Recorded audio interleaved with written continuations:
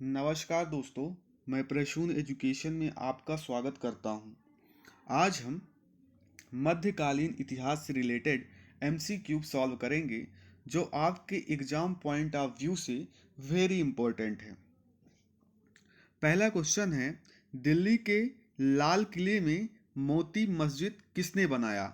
Option है अकबर, जहांगीर, शाहजहां, औरंगजेब। इसका जो राइट आंसर हो जाएगा वो औरंगजेब हो जाएगा। डिटेल से सुनिएगा कुछ इंपॉर्टेंट पॉइंट। मोती मस्जिद जो है वो सफ़ेद संगमरमर से बनी है, जो दिल्ली के लाल किले के अंदर दीवाने खास के पास स्थित है। इसका निर्माण मुगल सम्राट औरंगजेब ने अपनी दूसरी पत्नी नवाब बाई के लिए करवाया था। और एक और मोती मस्जिद है जो आगरा में है, उसको शाहजहां ने बनवाया था, लेकिन जो दिल्ली वाली है उसको औरंगजेब ने बनवाया था। तो जो इसका राइट आंसर हो जाएगा वो औरंगजेब हो जाएगा।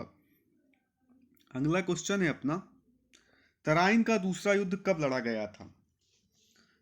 ऑप्शन है 1294, 1200 सॉरी 1345, 1192 या 1079। तो जो इसका राइट आंसर हो जाएगा वो 1192 हो जाएगा। डिटेल से सुनिएगा इंपॉर्टेंट पॉइंट।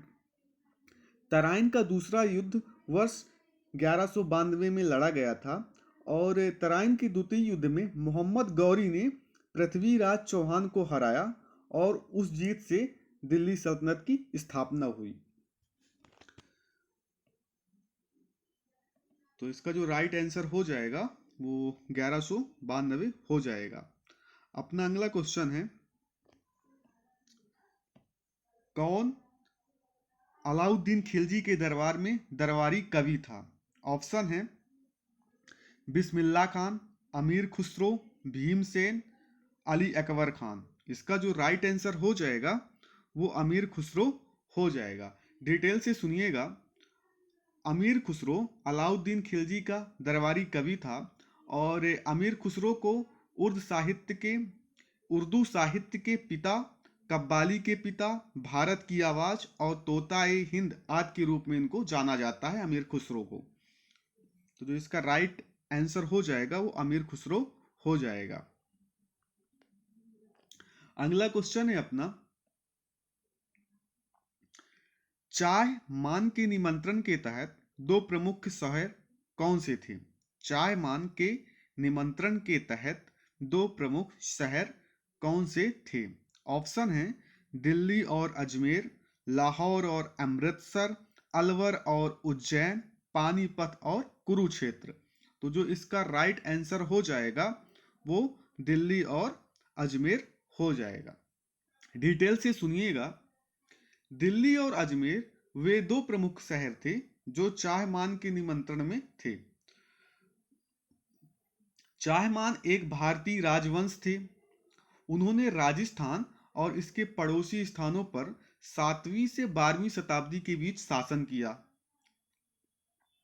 चाहमान ने। और इनकी जो राजधानी थी वो सांकभरी में थी, जिसे अब वर्तमान समय में सांभर के नाम से जाना जाता है। तो जो इसका राइट आंसर हो जाएगा वो दिल्ली और अजमेर हो जाएगा। अगला क्वेश्चन है अपना, दिल्ली का सैयद शासक कौन कौन था? खिज्र खान, मुबारक शाह, मोहम्मद शाह या आलम शाह। इसका जो राइट आंसर हो जाएगा दोस्तों वो खिज्र खान हो जाएगा। डिटेल से सुनिएगा। सैयद वंश भारत के दिल्ली के शासकों ने अफगान लोदी द्वारा विस्थापित होने तक तुगलक वंश के उत्तराधिकारियों के रूप में सल्तनत की। इस परिवार ने सैयद या पैगंबर मोहम्मद के वंशज होने का दावा करते थे इनके परिवार वाले। दिल्ली का पहला सैयद शासक खिज्र खान, जिसका शासन काल था दोस्तों 1414 से 1421 तक, और जो पंजाब का राज्यपाल था। खिज्र खां के उत्तराधिकारी जो थे तो वो मुबारक शाह को कुछ सफलता मिली, लेकिन 1334 में हत्या के बाद उनके दो उत्तराधिकारी मोहम्मद शाह और आलम शाह असमर्थ साबित हुए शासन करने में। तो इसके कुछ इंपॉर्टेंट फैक्ट थे, ध्यान रखिएगा। अगला क्वेश्चन है अपना, 1857 के विद्रोह के बाद बहादुर शाह द्वितीय को कहाँ रखा गया था? ऑप्शन है पेशावर, रंगून, काबुल, सिंगापुर। तो जो इसका राइट आंसर हो जाएगा वो रंगून हो जाएगा। इसका जो राइट आंसर हो जाएगा वो रंगून हो जाएगा।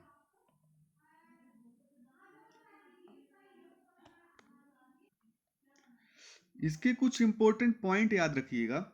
बहादुर शाह सेकंड, या उनको हम बहादुर शाह जफर भी बोलते हैं, वो अंतिम मुगल सम्राट थे। 1857 के विद्रोह ने उन्हें भारत का सम्राट घोषित करने का प्रयास किया गया। उन्हें अंग्रेजों ने पकड़ लिया था 1857 में और रंगून भेज दिया था, जहां पर उनकी मृत्यु हो जाती है 1662 ईस्वी में। तो जो इसका राइट आंसर हो जाएगा वो रंगून हो जाएगा। अगला क्वेश्चन है अपना, चांदी, टका और तांबा जेतल सिक्कों को किसने पहले चलवाया था? ऑप्शन है फिरोज शाह तुगलक, सिकंदर लोधी, इल्तुतमिश, अबू बकर शाह। तो जो इसका राइट आंसर हो जाएगा वो इल्तुतमिश हो जाएगा। डिटेल से सुनिएगा। इल्तुतमिश चांदी के टाका और तावा जेतल चलाने वाला पहला शासक था। इल्तुतमिश ने भी सिक्कों पर टकसाल के नाम अंकित करने की परंपरा इसने शुरू की थी, और इसने इक्ता इक्ता प्रणाली, भू राजस्व एकत्र करने का अधिकार साम्राज्य के एक विश्वसनीय एजेंट को दिया गया था। तो जो भू इक्ता प्रणाली थी जो इसी के शासन में शुरू की गई थी, इल्तुतमिश के शासन में। तो जो इसका राइट आंसर हो जाएगा वो इल्तुतमिश हो जाएगा। अगला क्वेश्चन है अपना, चौसा का युद्ध किसके बीच लड़ा गया था?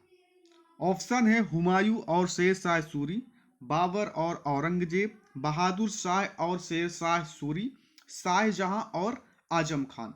इसका जो राइट आंसर हो जाएगा वो हुमायूं और शेर शाह सूरी हो जाएगा। डिटेल से सुनिएगा। चौसा का युद्ध मुगल सम्राट हुमायूं और अफगान सम्राट शेर शाह सूरी के बीच में लड़ा गया था।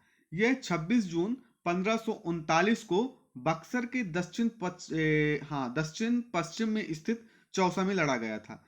और अब जो ये बक्सर है अभी बिहार में है।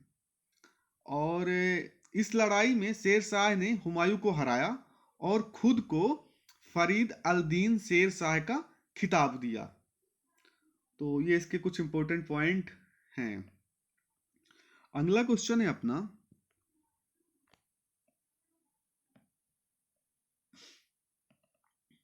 सिराजुद्दौला ने किस शहर का नाम बदलकर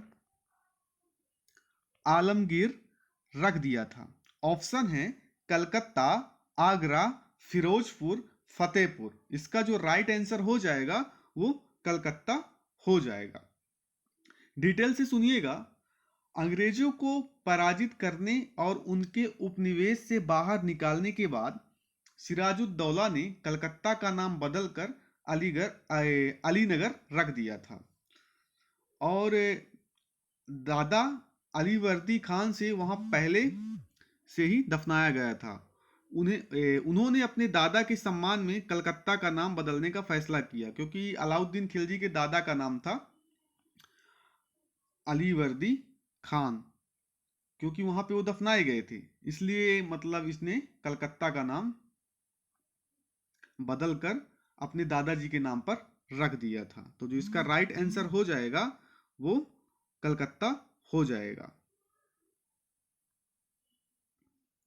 अगला क्वेश्चन है, शक्तिशाली मुगल शासकों में अंतिम शासक कौन था? अकबर, शाहजहां, जहांगीर, औरंगजेब। तो जो इसका राइट आंसर हो जाएगा वो औरंगजेब हो जाएगा। औरंगजेब के बारे में कुछ इंपॉर्टेंट पॉइंट सुनिएगा। सम्राट शाहजहां का पुत्र औरंगजेब छठा और अंतिम वास्तविक शक्तिशाली मुगल शासक था। वैसे तो मुगल शासक इसके बाद भी आए, लेकिन वो शक्तिशाली नहीं थे, लेकिन जो अंतिम शक्तिशाली था वो औरंगजेब था। उसके शासनकाल के दौरान मुगल साम्राज्य अस्थायी रूप से काफी हद तक विस्तृत हो गया था और वह एक उल्लेखनीय विस्तारक था, और उसने 1658 से 1707 के बीच में शासन किया, और वह 49 वर्ष की उम्र में उसकी मृत्यु हो जाती है, औरंगजेब की। तो जो इसका राइट आंसर हो जाएगा वो औरंगजेब हो जाएगा। दोस्तों, अगर आपको मेरे वीडियो अच्छे लगते हैं तो प्लीज़ मेरे चैनल को सब्सक्राइब करें और बेल आइकन को प्रेस करें, जिससे आपको अपडेट मिलता रहे। धन्यवाद दोस्तों।